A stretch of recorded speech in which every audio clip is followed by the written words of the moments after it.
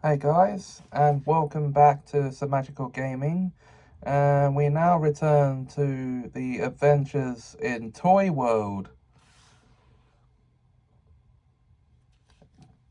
category of stories.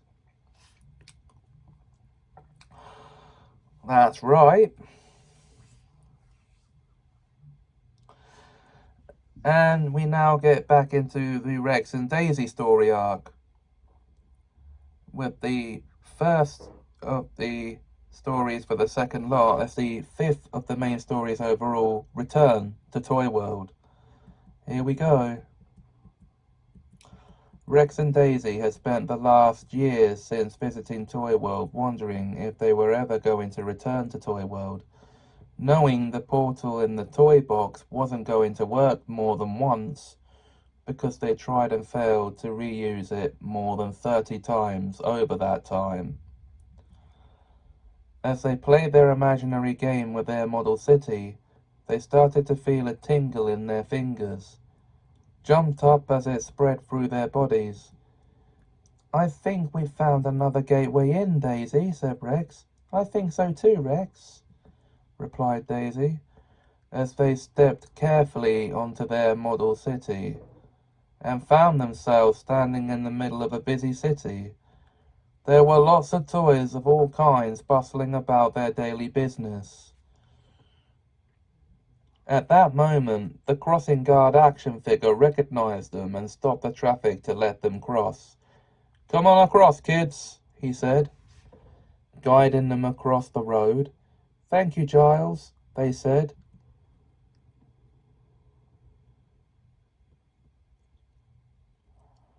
And as they reached the other side, "No problem, Rex and Daisy, and welcome back to Toy World," replied Giles. "Thanks, Giles," said Rex, looking around. "Which part of Toy World is this?" asked Daisy. "This is the city of Polyesterville," Giles told them.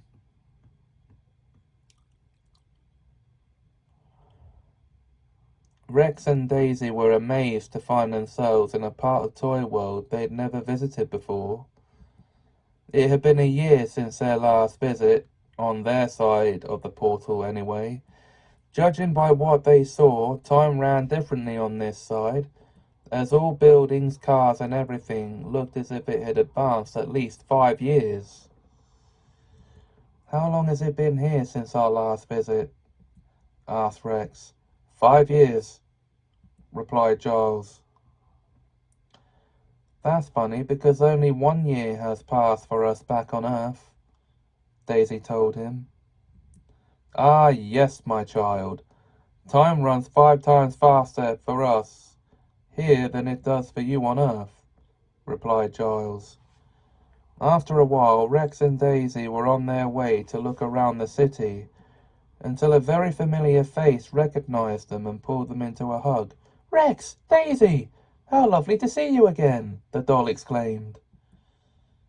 As they were released from her hold, they realized who it was. "Becky, it's you," said Rex. "In the plastic," replied Becky.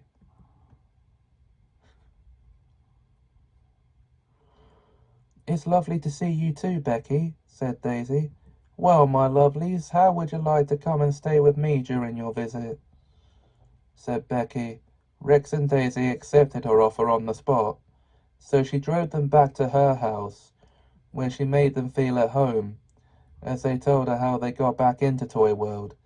Luckily for them, as it was Becky's job to look after human children, she had fully decked out her house to be suitable for human habitation, as well as herself. As this did mean her cupboards were full of food and drinks for human consumption, as well as a doll would eat and drink. As she made them some chips and burgers, as they sat down to eat their lunch, they continued to chat. "I love you two like my own children," said Becky. "We love you too, Becky," they told her in unison. That evening, after a busy day, she helped them get ready and put them to bed. She read them a bedtime story and kissed them goodnight. They didn't know it yet, but she had a big day planned for all of them the next day. "This is going to be better than our last visit," said Daisy as they settled down for the night. And there you go. The next story of this collection has yet to be written. So, until then, whatever the next episode is going to be, of the show that is, I hope you enjoyed this episode.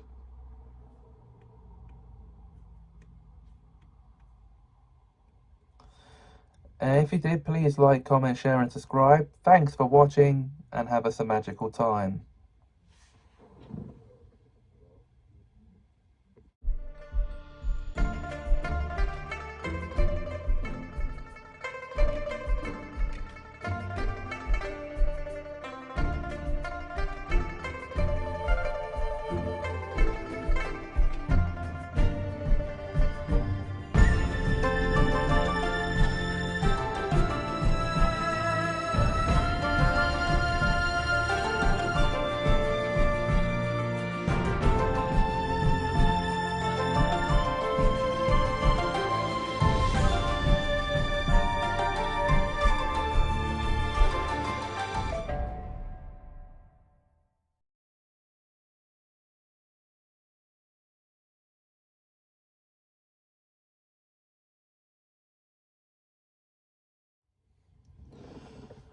Hey guys, welcome back to Semajical Story Time, the show where I come on and read one of my own works, and we're returning to the tales from Animalia for this episode, for the fourth and final part of their genesis. That would be the first human liaison. Here we go.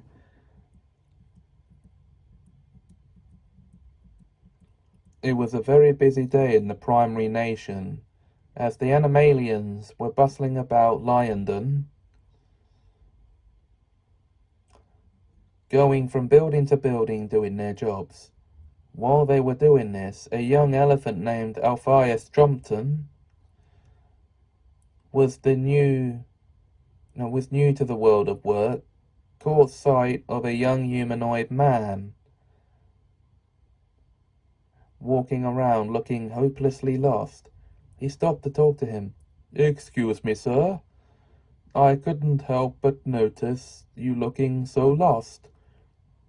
Is there anything I can do to help?" he asked. "Yes, there is. Can you tell me where I am?" replied the man. "I certainly can, sir.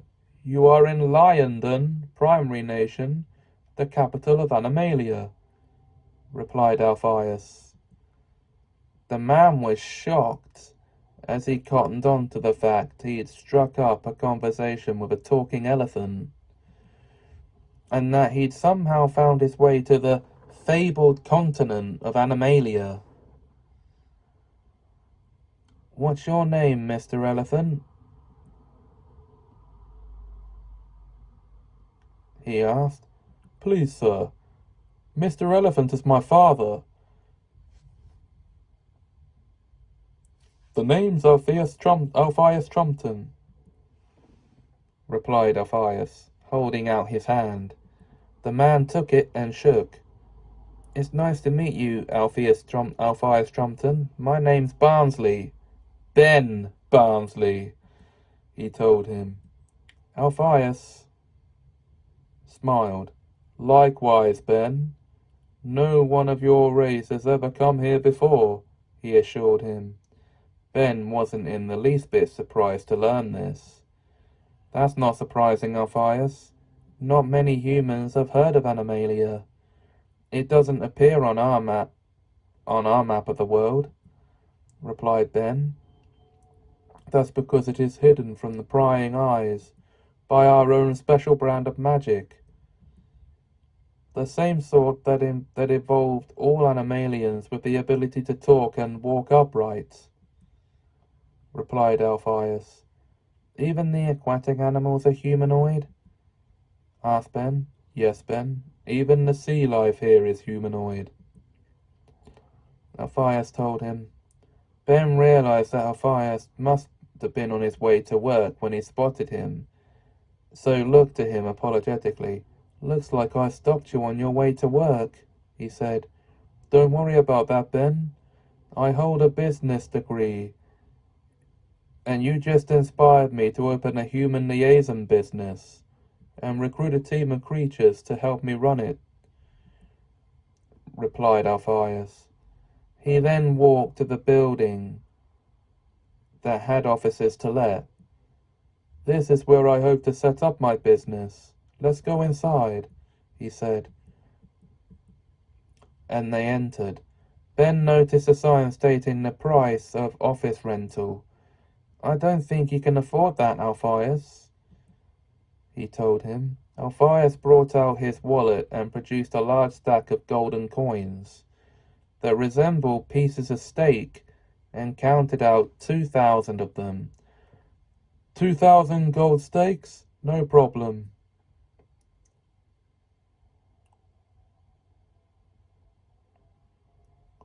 No, not a problem, he said as he spoke to the landlord, crocodile named Clyde Snapperson, about renting the offices for his business. Clyde took the 2,000 gold steaks and signed the deeds over to Alpheus, telling him he'd paid enough to purchase the building from him, shaking hands with him and Ben as he handed Alpheus' receipt and left, wishing him good luck with his human liaison company. With that, Ben helped Alpheus to fully deck out the offices with carpets, wallpaper, and furniture, all for 15,000 gold steaks, 32 silver tunas, and 16 bronze buns.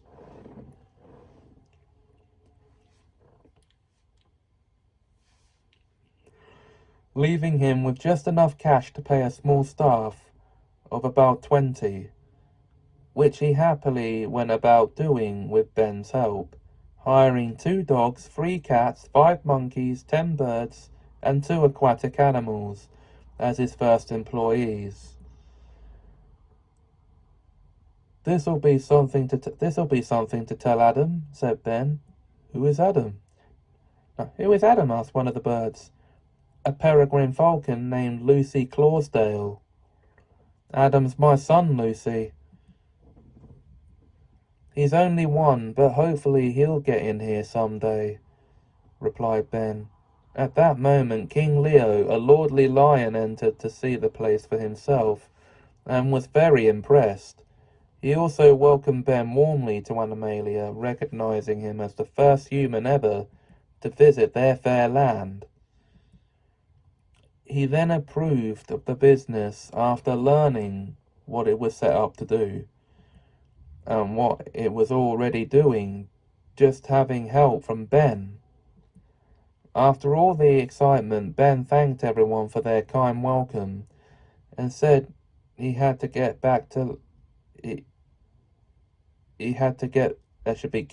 London to care for his wife and son, and disappeared faster than he appeared. So,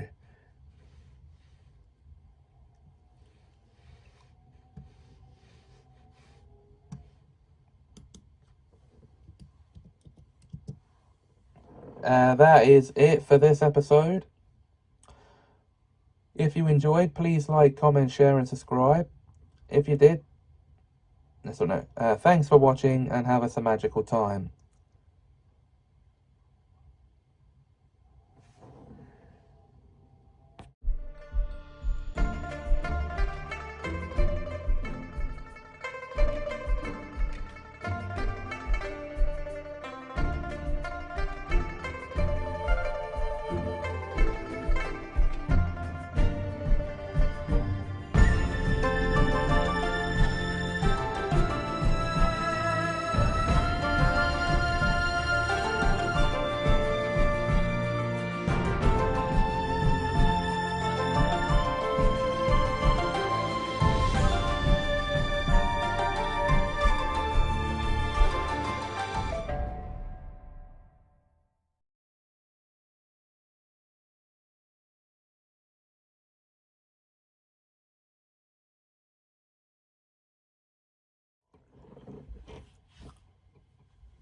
Hey guys, and welcome back to Semajical Gaming, the show where I'll pick a story of my own and read it to you guys.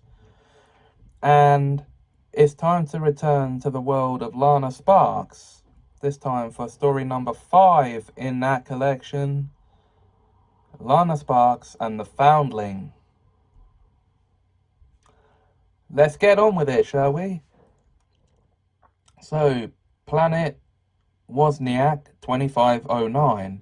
After 5 years off planet on a company mission, the crew of WCSC CXVI, so 116, were on planet Wozniak preparing their ship for their journey back to Earth. Lana was configuring their navigation systems for the journey.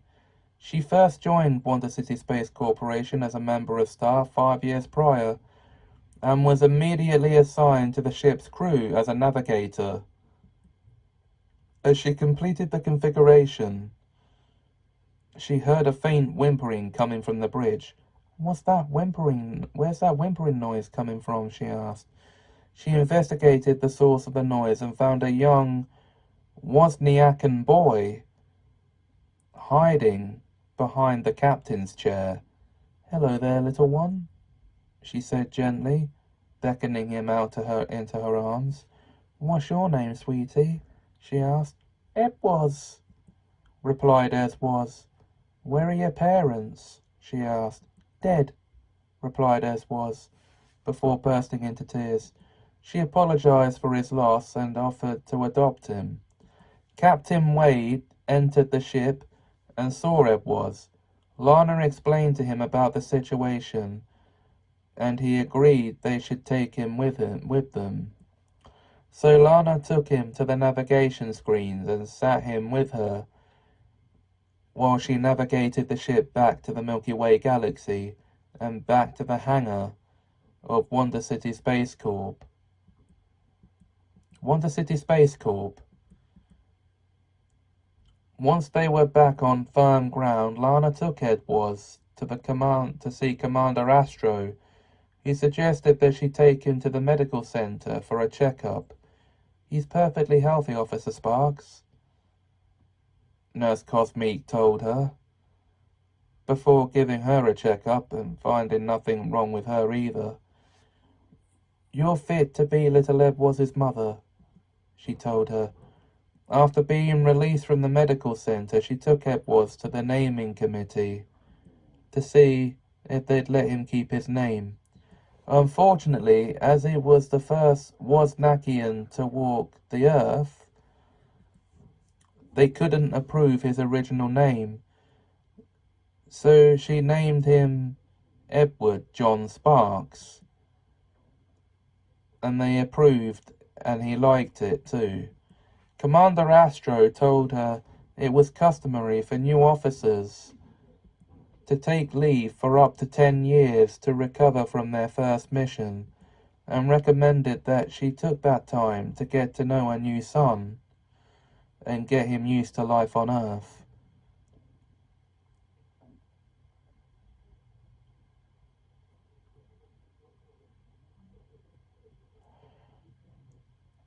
As Lana and Edward glided home in Lana's space car, they got to know each other a bit.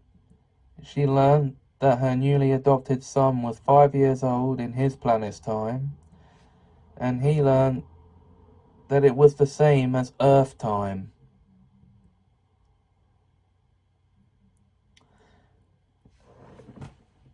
Okay, so that was Lana Sparks and the Foundling.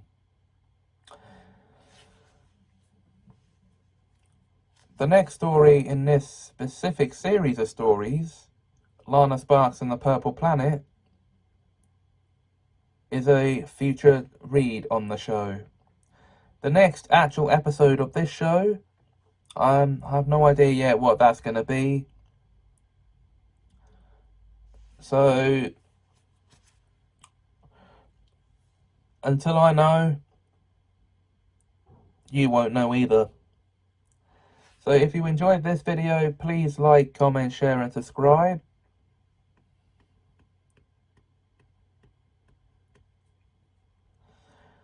Until next time, thanks for watching and have a Semajical time.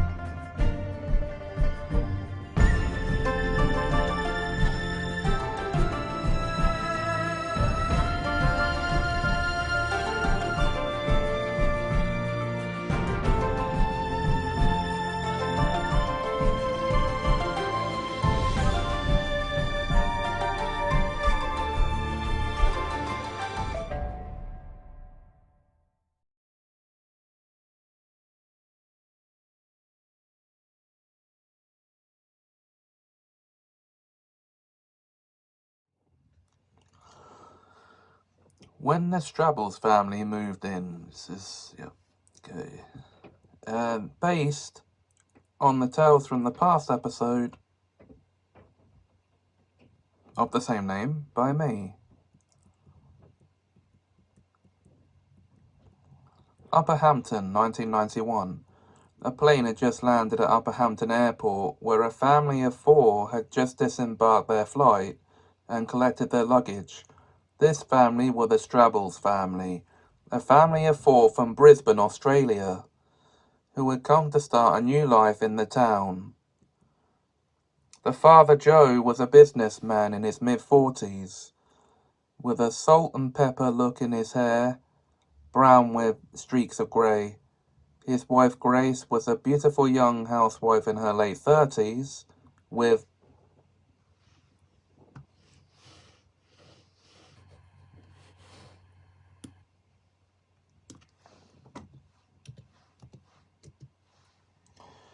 brown hair worn in a ponytail. The eldest of their daughters was Sarah, a cheeky little missy of 4, with blonde hair like her mother's, but wore a bright pink dress with matching shoes. And their youngest daughter, Millicent, or Millie for short, was a cute little baby of 1, with brown hair and wore a violet onesie and was asleep in her buggy. As they left the airport terminal, they were shown to the railway station to catch their connection train to Midhampton railway station. During the journey, they gave Sarah her lunch whilst Grace fed Millie and then went to change her. It was a nice journey with no issues whatsoever. Midhampton. Their train arrived at Midhampton within 15 minutes and they collected the things that should be their things and disembarked at platform 1, where their taxi driver was waiting to help them. He helped them pack their suitcases in the boot and get into his car. As they drove, they led the moving van to their new house on Midges Close. When they got there, they were greeted by a neighbouring family, the Barrett family, which consisted of a young single mother and her 4 children. The mother was Sarah Barrett, a young woman in her early 30s, with strawberry blonde hair and green eyes, and wore a pink jacket with mauve top and lilac trousers. Her 4 children were her eldest, a daughter named Emma, a 13-year-old wild child who had dark hair, and the 3 sons were named Jay, a 7-year-old game nut with brown hair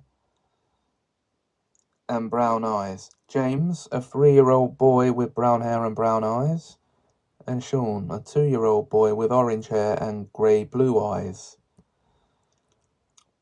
While not all of them had come to help the Strabbles get settled in, she had brought 3-year-old James with her. Grace and Joe thought he was so sweet, and knew he and their kids would become great friends. Sarah Strabbles came to introduce herself and little Millie. After that, she was sent upstairs to choose her new bedroom, and James went to help her. While they were doing that, Sarah Barrett helped Grace and Joe move in, and they soon got to know each other. Upstairs, Sarah Strabbles had chosen her new bedroom, thanks to James for his help. "Thanks for your help, James," she said. "That's all right, Sarah. But where's Millie going to sleep?" replied James. "In here, of course. We're going to be sharing," replied Sarah Strabbles before hugging James. They were soon back downstairs, having a snack, whilst the adults had coffee and biscuits. After a couple more hours, Sarah Barrett thanked Grace and Joe for the day, and they did likewise for her help. She looked down at James, who was sad. "Don't be sad, sweetheart. We'll be seeing them again," she assured him as they said goodbye and went home. Grace was trying to hold back her laughter. "What a funny little boy James is," she said. "He's a champ," agreed Joe. So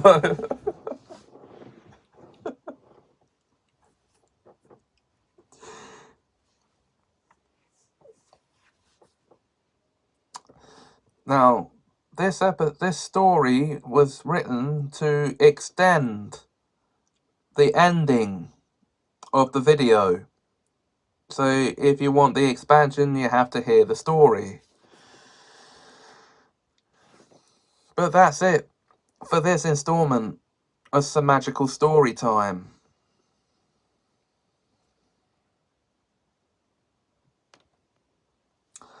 The next one will come as soon as I have a story ready. Well, yeah, obviously. But the next one of these specific stories, I'm unsure when that's going to be done. So whatever the next story is, I hope you'll be ready to receive it. If you enjoyed this video, please like, comment, share and subscribe. Until next time, thanks for watching and have a magical time.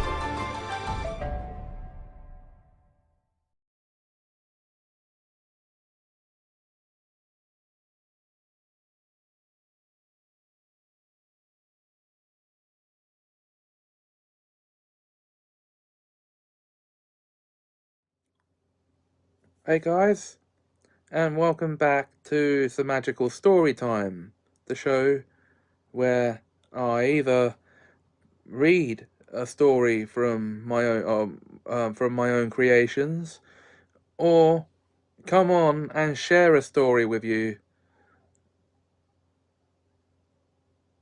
from my life or retell urban legends. Now, this is the 6th installment of the part of the series where I share stories with my life, or stories from my life with you guys. I may exaggerate some of these to make them sound more exciting, but their setting and the people that I'm using as characters within the stories are people I actually know and settings I was actually in. So, I swore at my French teacher. Yes, that's truly the title of this story. Now, I was in year 9 at my secondary school of Glenwood at the time. I was a stupid 14-year-old, and it was the end of a French class. Me and my classmates were being, well, noisy, and the teacher asked us to be quiet before she could let us go. The teacher's name was Mrs. Yelland. Yes, okay, laugh at it in the comments.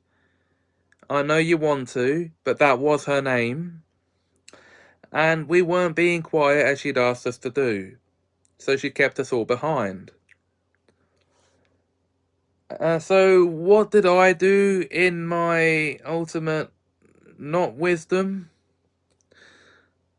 I thought I could get away with muttering the words, "screw you," under my breath. But oh boy, was I ever wrong.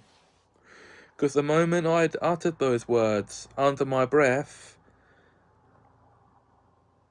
of course, everyone in my class went, and the teacher demanded to know what I'd actually said.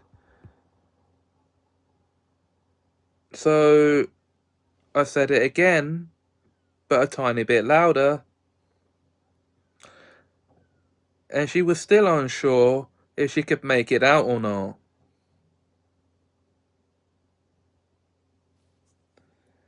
So I said it again, loud enough for her to hear. And this is no exaggeration, by the way. So there's not going to be an exaggeration in this story. In fact, how it all went down. The school bell rings to signify the end of the day. Be quiet, please. Natter, natter, natter. Be quiet, please. Natter, natter, natter. Okay, you're all staying behind. You can't go until you're quiet. Screw you, miss.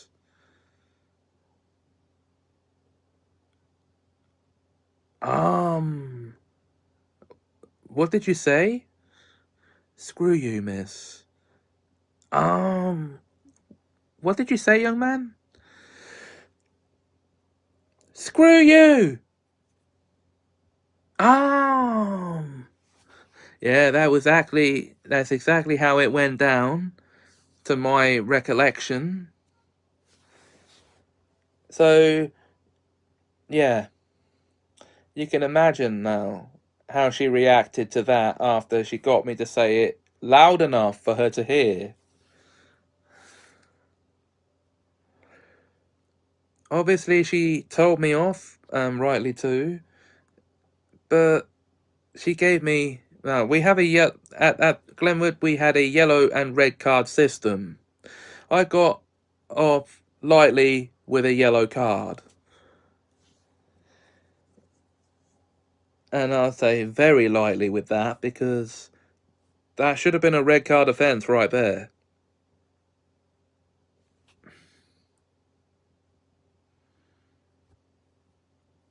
And it wasn't.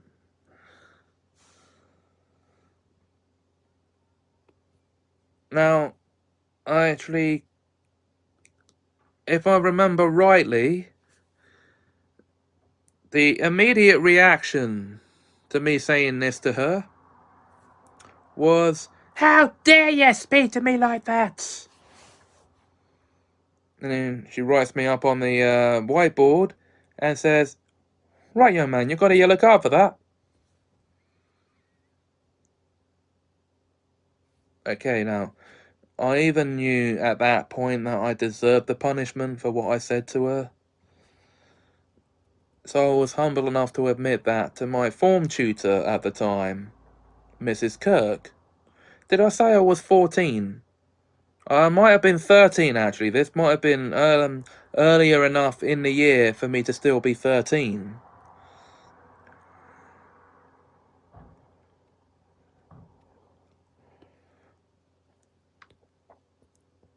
Then the story I'm telling you is a story, and it's a true story, of course. It is something that happened, well, 22, like 21 and 22 years ago now. So I'm surprised I'm still remembering this myself.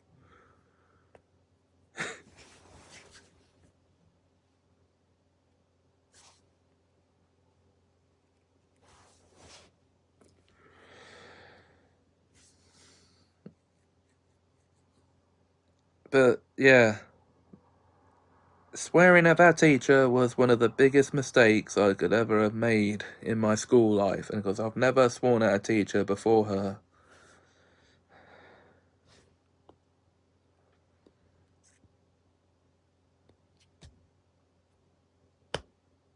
And the teachers at school, they weren't, well, they were pretty dumb in most cases, but they weren't dumb when it came to knowing what was influencing me to swear.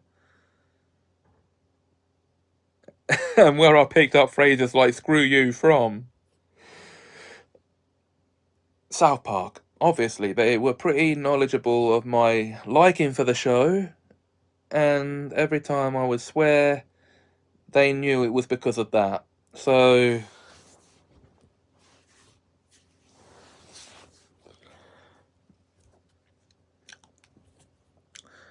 we'll end this episode here, though. I hope you enjoyed that. If you did, please like, comment, share, and subscribe. Okay, now. It'll be a while before the next episode of this segment arises, but the next episode should be coming quite soon now. And until then, you know, well, even I don't know what category it's going to be under until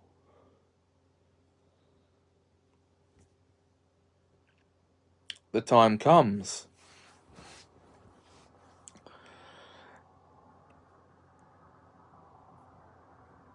Anyway, if you did enjoy this video, please like, comment, share, and subscribe. Thanks for watching, and have us a magical time.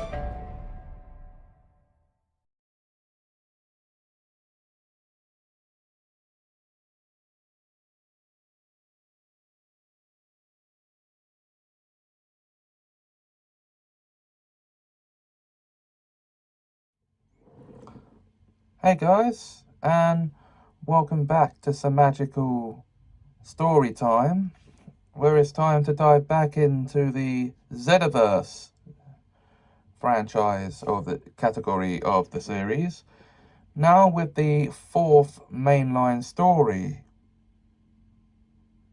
Yes, it'll be a different number overall, of course. So,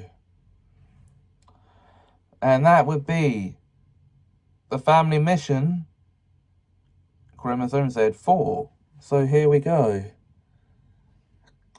The Branston family were on a mission together as it was too big for two Zedders to handle. It was now 2039, and Madison and Julian had just graduated from Branston Academy as fully qualified Zedders. They were all in their Zedder forms doing their part in the mission. The human plane was up in the air scanning the area for wrongdoers, which she blew away to the police whenever she caught them. Chrono was out in the city helping to guard the banks alongside his wife, the Precision Judge, and their nephew, the Legilimens. So Chrono would catch the wrongdoers by freezing time in their area and bring them to the legilimens, who could see into their minds to determine their crime before handing them over to the precision judge, so she could determine how to punish them. That just left Gilly Girl to patrol the beaches and oceans for anyone who might need rescuing from the sea. She was under the sea at the moment, keeping her eyes peeled for any trouble. As she swam to the center of the ocean, she noticed a diver drowning from a lack of oxygen, so she rushed to his aid by grabbing him and bringing him back to the surface. "We have a drowned diver over here," she called in a panic. The lifeguard rushed to the scene, and they both spent the next 10 minutes trying to resuscitate him, but they couldn't. "I'm sorry, Gilly Girl, he's gone," he said sadly. Meanwhile, the precision judge was passing judgment on a robber she'd just caught single-handedly. "Stephen Warren, I find you guilty on 4 counts of robbery. It is the sentence of my precision that you serve 4 life sentences, one for each of your victims, that should be," she told him before handing him over to police. Chrono got time moving normally again. The human plane landed next to them. The legilimens finished seeing into the criminals' minds, and Gilly Girl returned from the beach. "That was a very difficult mission," she said. Chrono finished checking their reports before saying, "Civilian forms, everyone," and they all ran into an alley to reassume their civilian forms. "Well done, everyone," whispered Ella. As they emerged into the city, they saw other civilians going about their business. A young girl approached them. "Where have you been? Police just had to foil another crime wave," she told them. The girl's father soon approached them. "Jessica, come on," he said before noticing the Branston family. "Oliver and Ella Branston?" he said in surprise. Ella stepped in. "Hello, Jack. Lovely to see you again," she said, shaking his hand. Oliver came forward to shake Jack's hand. "Great to see you again, buddy," he said cheerfully. "And you, my old friends. This is my daughter, by the way. Her name's Jessica," replied Jack. Madison stepped in. Professor O'Horn, is that you?" she said. Jack smiled at her. "Yes, Maddie, it's me. However, you don't have to address me as Professor anymore since I left teaching at the academy," he replied. Julian stepped in. "I remember, Jack. You left your job as an academy professor in our 3rd year to pursue a solo hero career," he said. "You got it in one, Julian, my boy," replied Jack. Oliver's wife, Morgana, stepped up to introduce herself and tell him Madison and Julian had just graduated the academy in a low voice, so no civilian could hear her. When they got home, which for them was the lowest floors of the academy.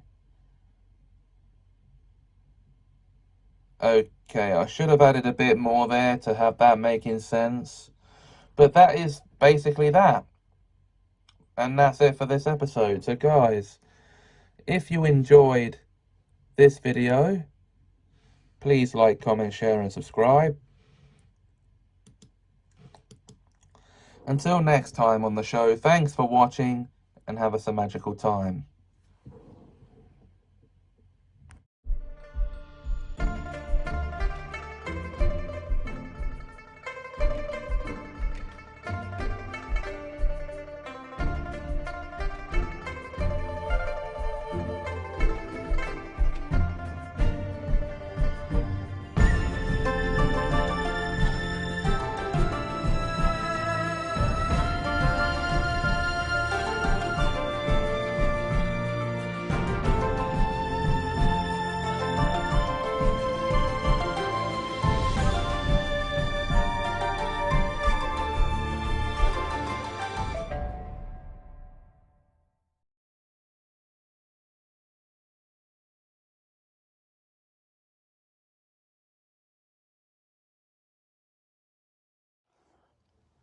Hey guys, and welcome back to Semajical Story Time, the show where I pick a document of my own creation to read.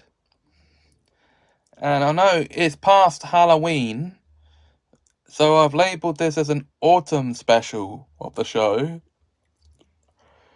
It is way more things that go bump in the night. 3 more stories coming your way, starting with a sequel to a story from an earlier document, or from an earlier episode. Let's get to it, shall we?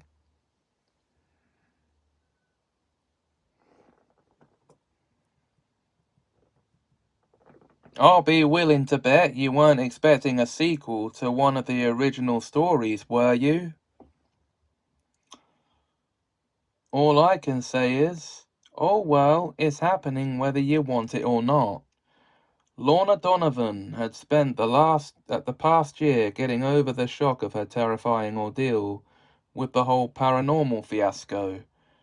It was a chilly Halloween night, and she was babysitting her young cousin Tammy Marks.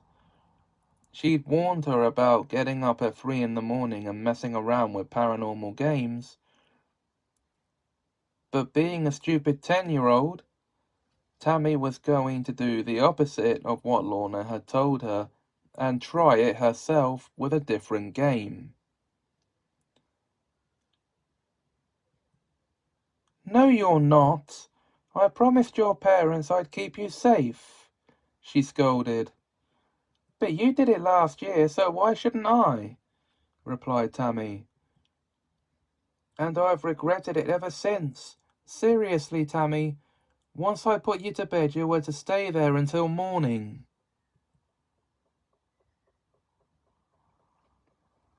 It's really dangerous what you're planning to do, Lorna scolded.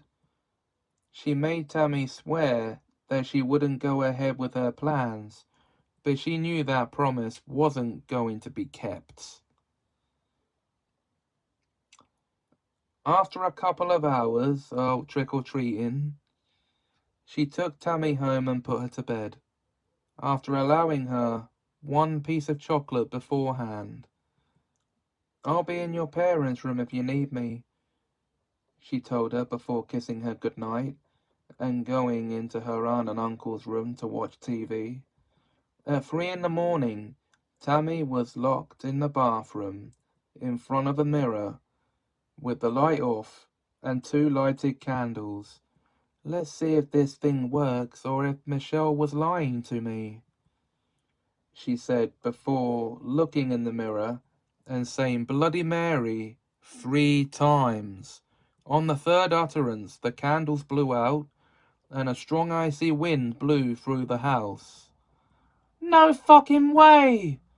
She exclaimed, just as a personage of the personage of a bludgeoned woman appeared in the mirror and wailed so loud Tammy tried to bolt from the room, but the door wouldn't open, until it flew open and she ran screaming down the landing, while the spirit chased after her, leaving trails of blood everywhere. Lorna came rushing to see what the commotion was about, and Tammy ran into her arms. When Lorna saw the bludgeon spirit oozing blood everywhere, she knew what Tammy must have done, and held her at arm's length. You went and messed with a paranormal game after I warned you not to, didn't you? She scolded. Tammy whimpered her reply and admitted she did. I wanted to see if my classmates were telling the truth, cried Tammy. I told you that I told you that when I told you what happened to me when I stupidly played the Three Kings last year. Last year, that says. Last year and summoned last year. Hold on a sec.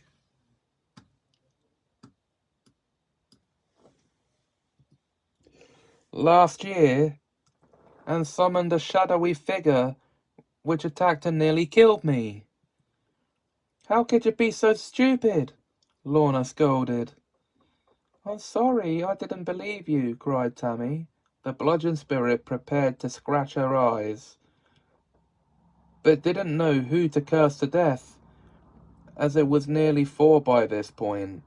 In the end, she decided to murder Lorna, so fixed her gaze on her and scratched at her eyes, scratching out Lorna's eyes as she did this, causing Lorna to start bleeding to death from her eyes downwards.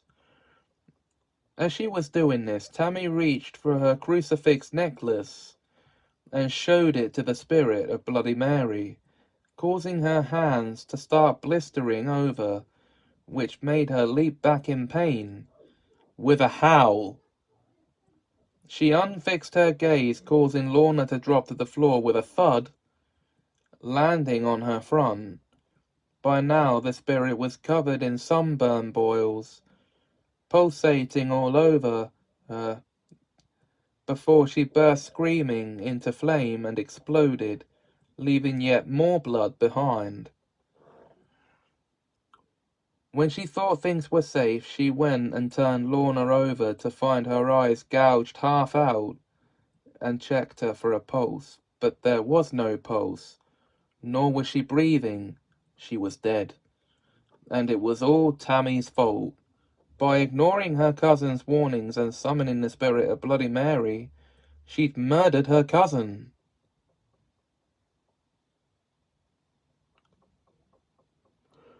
The next morning, the police came to investigate the crime and had Lorna's body removed by the coroners. As Tammy was their only suspect, they had no choice to arrest her for murdering her cousin and take her in for questioning, but needed a responsible adult to accompany her because she was underage. Her mum and dad accompanied her to the police station. As the police questioned her, "It wasn't me, it was a ghost of Bloody Mary," she kept telling them, but of course nobody believed her. So they were forced to charge her with murder and place her in a holding cell in the custody unit.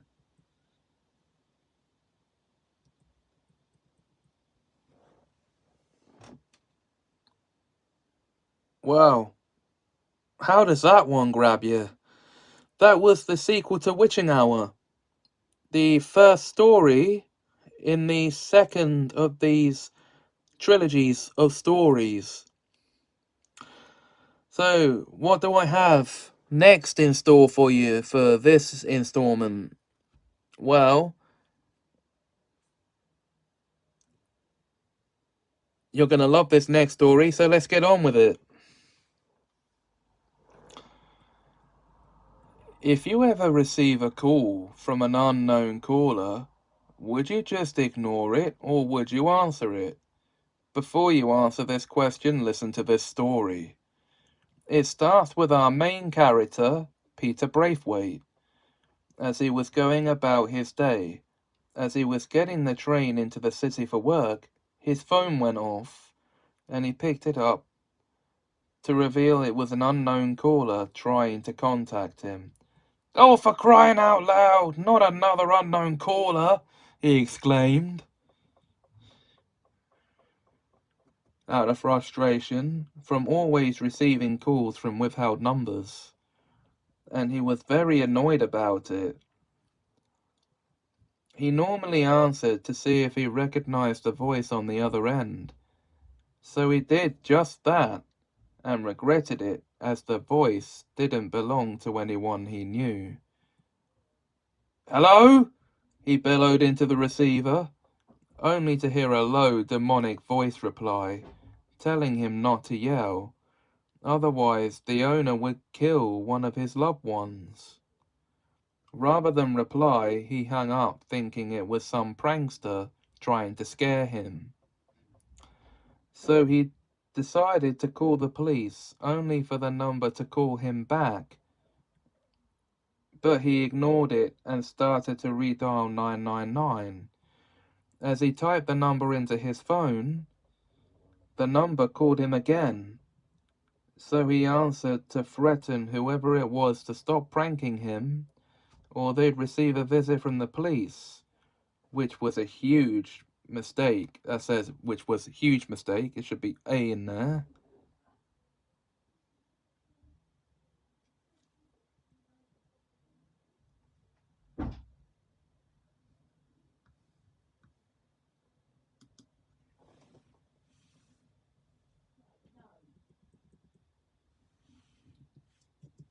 Yes, which was a huge mistake, as the caller made numerous threats to him in ancient tongues, but he hung up without even listening to the rest of the mysterious caller's threats.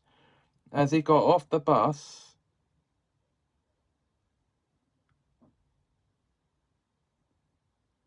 it's getting weird already.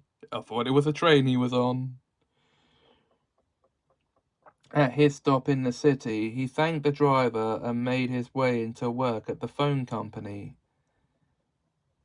As he entered the building, the number called him again in front of his boss and colleagues, who started tracing the number while his boss took the next call to let the caller know it was illegal to make prank phone calls and death threats, and they were tracing the number.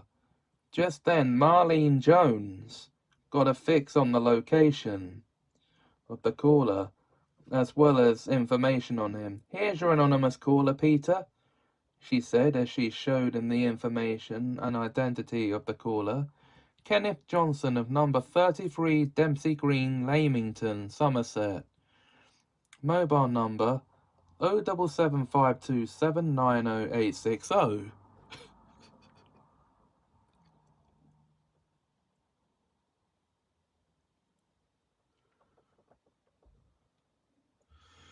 He read, "I know that punk kid. He's always abusing his phone by using it to prank and harass people," he told them calmly, although he was angry.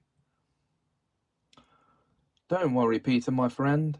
We're going to send the police over to see him," the boss told him, while still on the phone to the now identified caller, before hanging up and giving Peter his phone back. At that moment, the power went out, and screaming could be heard before the power came back to reveal everyone dead, and Peter giving chase to the killer, a young, masked man in a ghost suit. "Get back here, you fucking scumbag!" he yelled over the sound of police sirens, and he found himself surrounded by police who ordered him to put his hands up, thinking he was the one who did all this, arrested him for murder and making death threats, and took him away. "Wait, I was the one being victimized, not the one making the threatening anonymous calls," he pleaded with them, but they just locked him in a cell every time he tried to tell the truth, as he was now the number one suspect in this case, despite being the victim.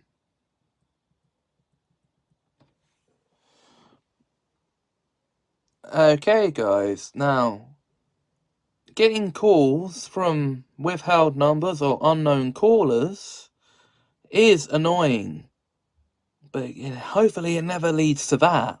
So, the final story of this episode is coming up, and this one's an adaptation of a segment for Halloween that my older brother and I did in 2016 on my old channel. You might remember the segment this story is based on.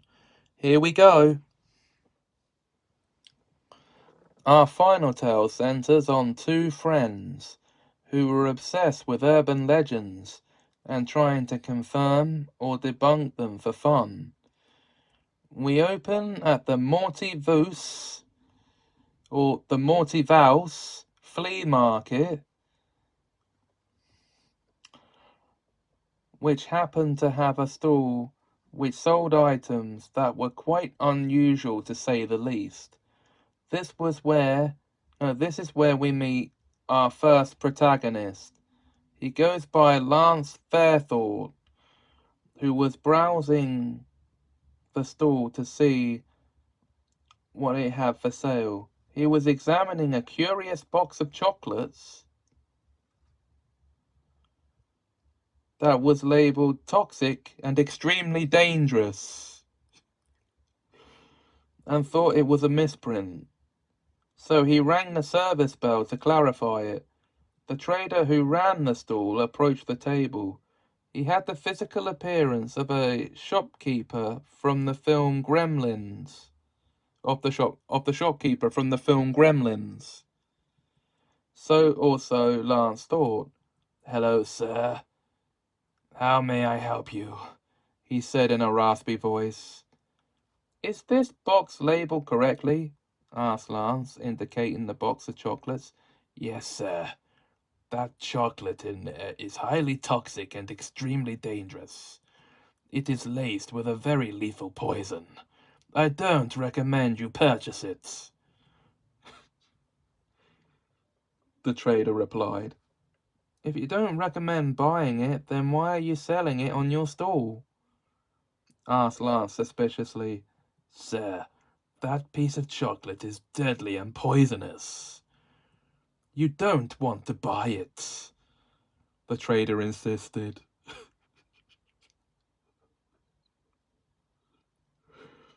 "How can it be poisonous? It's just a piece of chocolate."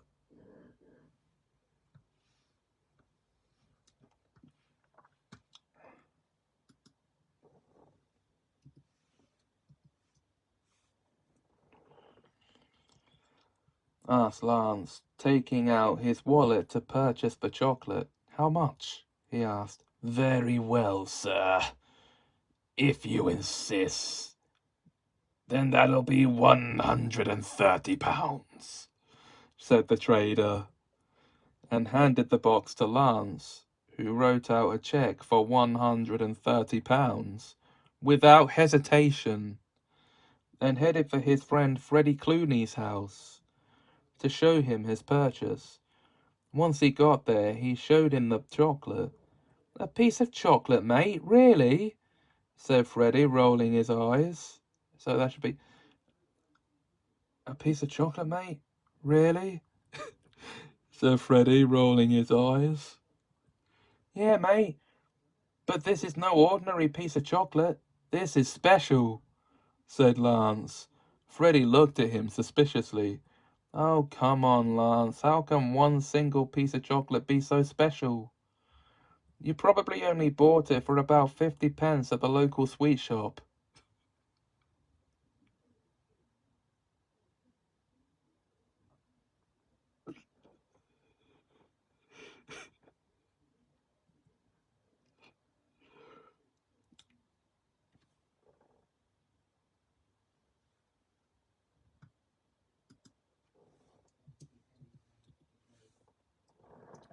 "Actually, I got it from that strange stall at the flea market. I paid 130 quid for it," Lance told him. Freddie laughed at his friend's stupidity. "130 quid for one piece of chocolate? How can you be so fucking stupid?"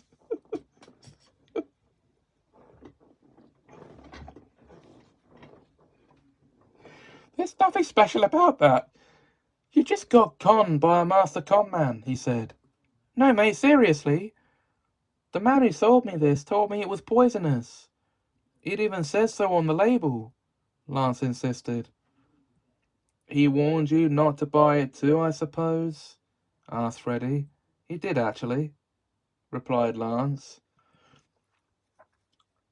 "You are so gullible, Lance.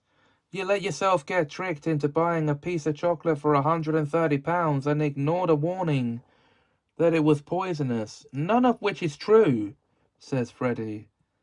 He took the box and removed the chocolate to examine it.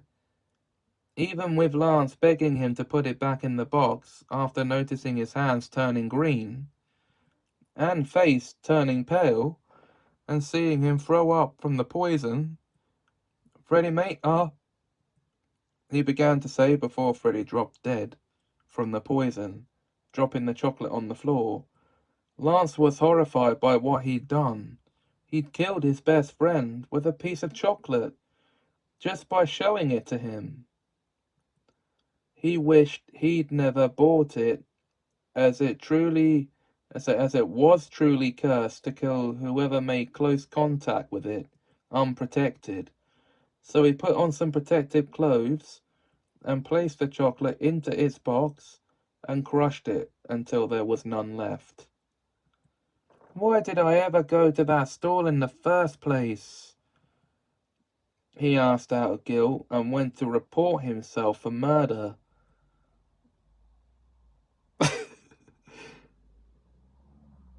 But instead he was arrested for manslaughter, knowing he was facing at least a decade behind bars. That's where it ends. And that's it for this installment of the series, guys. Now, I feel like I need to warn you, I should have done this at the beginning, that due to the strong language and subject matter of these stories, this episode is not suitable for younger audiences.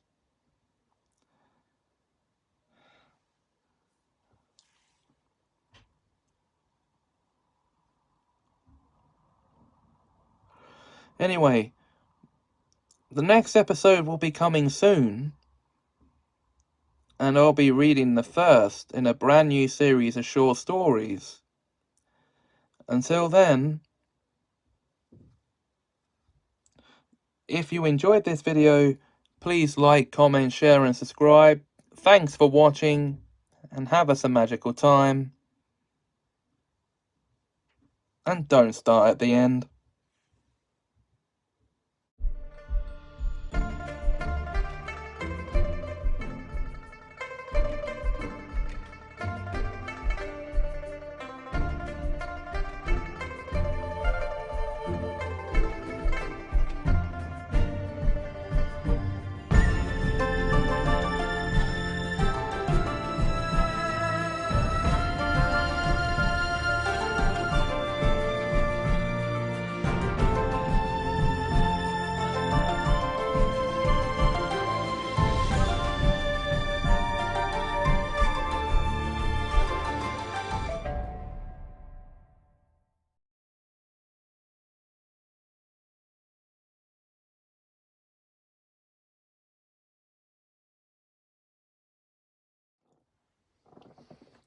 Hey guys, and welcome back to Semajical Story Time, and it's Advent season on this show as well. And I'm going to be reading the first in a new series of stories to you here in this episode. Guys, the series is called The Don't series, and this is story number 1, Don't Start at the End. Here we go.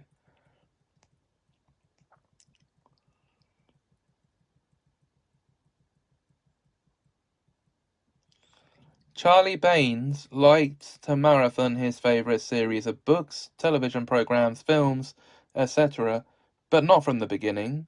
He liked to experience them in reverse for some reason, meaning he started at the end and worked his way to the beginning. This made him come across as being a bit of a weirdo, as his older sister Elise was quick to point out every time she saw him doing so. He was about to reverse marathon every episode of his favourite children's series, The Great Eggscape, which was over 200 episodes. Which had over 200 episodes. And as usual, he was going to start with the final episode and work his way back to the first, knowing it was going to take him ages to do this. As he sat to watch the last disc backwards from the finale, Elise came in and saw him, Don't start at the end, Charlie. Start at the beginning, she told him. I always watch it in reverse, replied Charlie. You know everyone reckons you're a weirdo, don't you? Replied Elise. I do, but I don't care, replied Charlie. And she left him alone to do what he wanted. As the episode started, his dad Brian came in and shook his head. Come on, son, don't start at the end, he said in bemusement. I always do things this way, Dad, replied Charlie. Weirdo, said Brian as he left the room, leaving Charlie to watch his show in reverse. By the time he was 10 episodes into his reverse marathon, his mom Rose caught him at it. I started from the end, he told her. She sighed. Don't start at the end, darling. Start at the beginning, she said. I always start.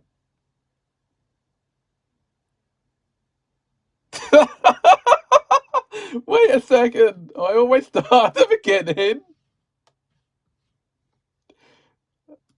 Um, that's not how he does it.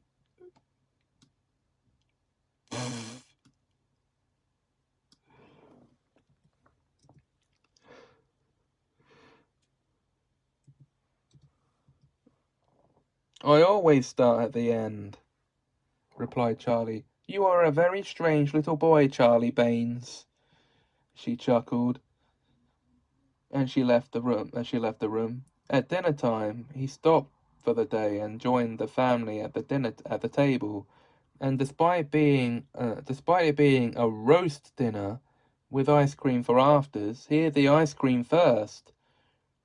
Don't start at the end, Charlie, they all said out of amusement, as he then ducked into the dinner itself.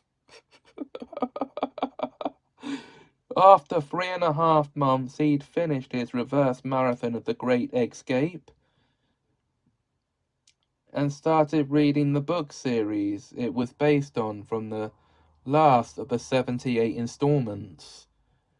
And it all started over again as he opened it at the end and started reading from the end of the last chapter of the series, which they thought he was weird for doing. And that was Don't Start at the End. Stick around for the next story, which will be another new one. Once I have it written, that is. And so it will be the first in another new series. Keep a lookout for it. Until then, if you enjoyed this video, please like, comment, share, and subscribe. Thanks for watching. Don't start at the end. And have a Semajical time.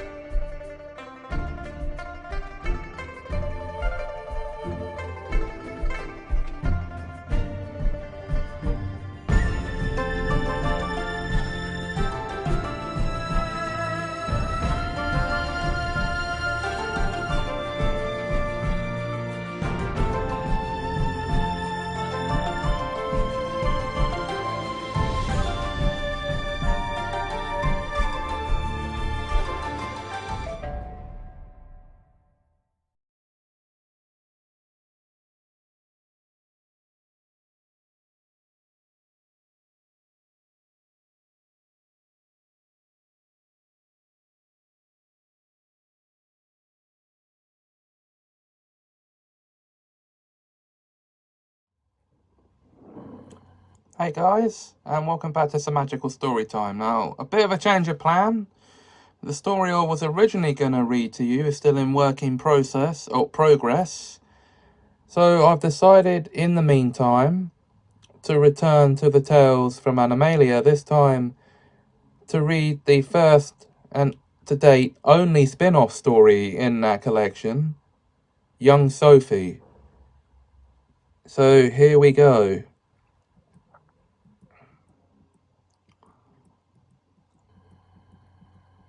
Sophie Barnsley Tallensmere was the young hybrid daughter of human Adam Barnsley and peregrine falcon Gloria Tallensmere, who was loved by everyone in Animalia. As a 10-year-old girl, she attended the Tribunal School for Young Hybrids as a fourth-year pupil. As pupils didn't start there until they were 6, she lived in the primary nation with her loving parents, who loved her very much. She couldn't help being curious about her paternal family back in England. One morning she decided to ask Adam about his family back in England. "I am planning on taking us to England to visit your grandparents, aunt, uncle and cousins during the next holiday period," he told her. "Really?" she squawked excitedly. Gloria gave her a warm look. "You still have a whole school term to sit first, darling," she reminded her. "I know, Mum," replied Sophie. After lunch, she decided to go for a fly to stretch her wings and get some fresh air. While she was doing this, she was flagged down by her king, so she landed to see what he wanted. He wanted her to come to the palace to play with his son. Thinking she better obey, she went to do just that, having too much fun in the process. Prince Lennox was glad of her friendship and didn't want her to leave when she had to go home. Gloria came to fly her home safely as dusk had fallen and her tea time was looming near. When they arrived home, she fed Sophie and put her to bed for the night. And no, Sophie didn't sleep in a nest, but a proper bed with cozy duvet covers on it, as she had human legs when on the ground. This does mean her legs morphed into talons whenever she took flight, just as her arms morphed into wings. As you may have figured out a few sentences ago, she awoke the next morning to find Adam and Gloria sitting by her bedside. "What's going on?" she asked. "We're going to London to see the family for 2 weeks. The school have given you an extra 2 weeks off in order to take this trip," replied Adam. At her father's words, Sophie excitedly jumped out of bed and dressed at top speed. Adam and Gloria were able to make sure she did so without any complacency in getting ready, as they needed to pack everything they needed for 2 weeks with Adam's side of the family.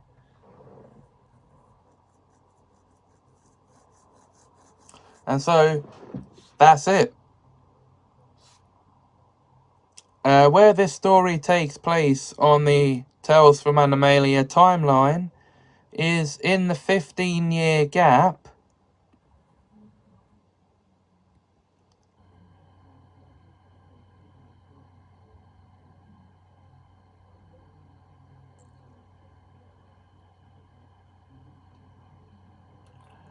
between the third and fourth installments of the first 4 stories.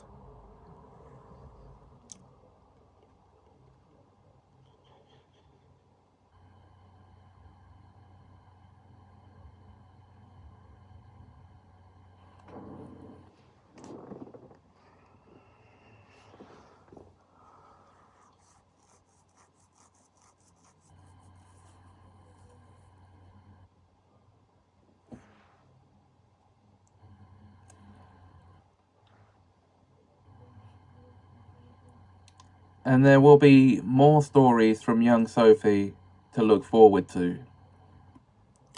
Anyway, the next of these stories will be the Christmas special. You'll have to wait and see which one I choose to read then. Which one? It could be a few stories. You'll have to wait and see which direction I decide to take it in. And as for that new story, well, you'll see it or hear it read in an episode when it's ready. So,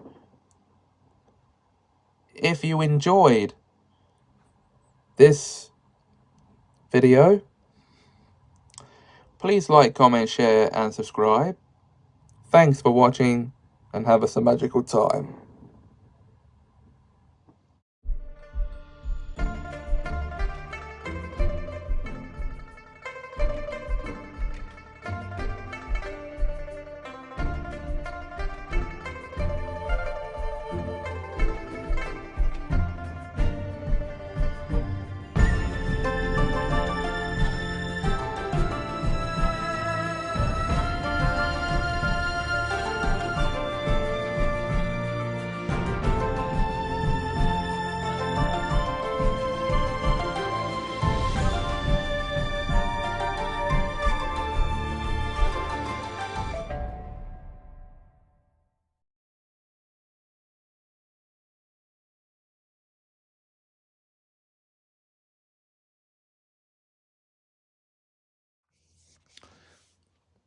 Hi guys, Merry Christmas to you, and welcome to the Semajical Story Time Christmas Special and the Season 1 finale of said show.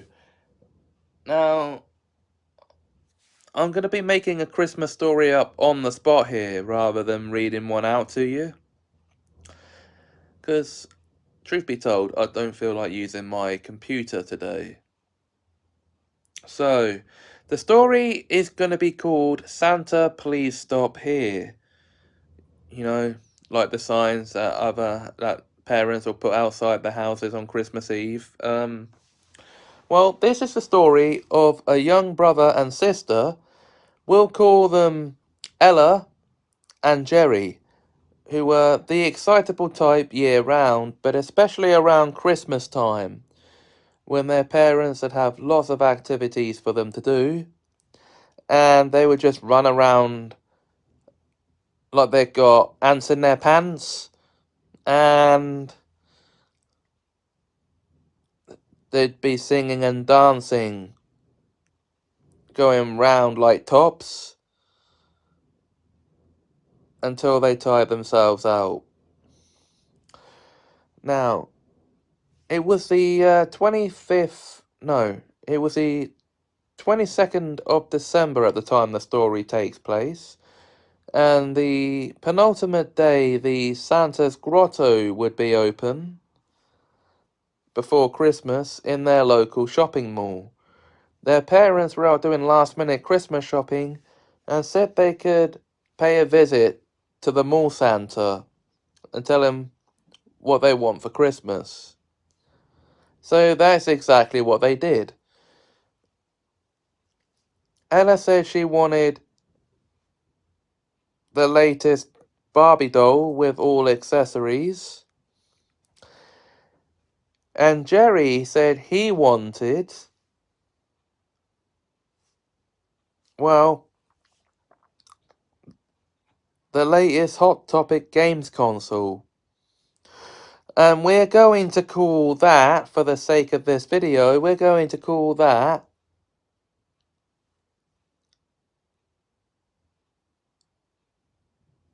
the Maroney Game Station. The Game Station 5 is what he wanted for Christmas. And Santa said he'd do his best to get their most special Christmas wishes granted for them. And this is when their parents turned up, and he gave them a sign saying, "Santa, please stop here," to put outside their house.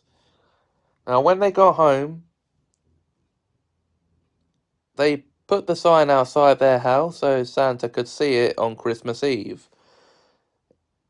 Now, after that, the next 2 days went by in a flash.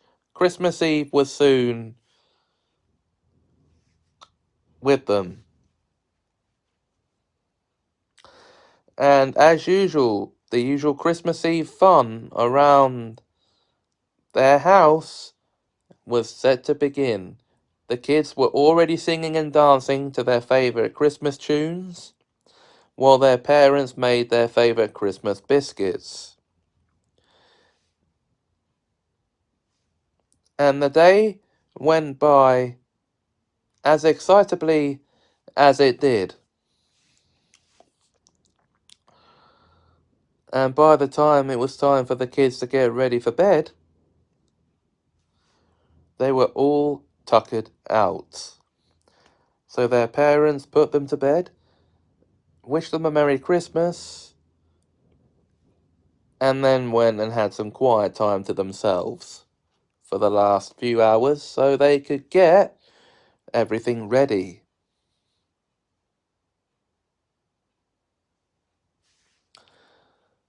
And that night, while everyone was asleep, bells were jingling, there was a jolly laugh, and he landed as gently as he could and beamed into their house to deliver presents. And by the time he was done, well, he had to make sure everyone was asleep before he could deliver, and they were. But by the time they were done doing that and moved on to the next house, he left their house in full confidence that there would be every bit of holiday satisfaction in this household.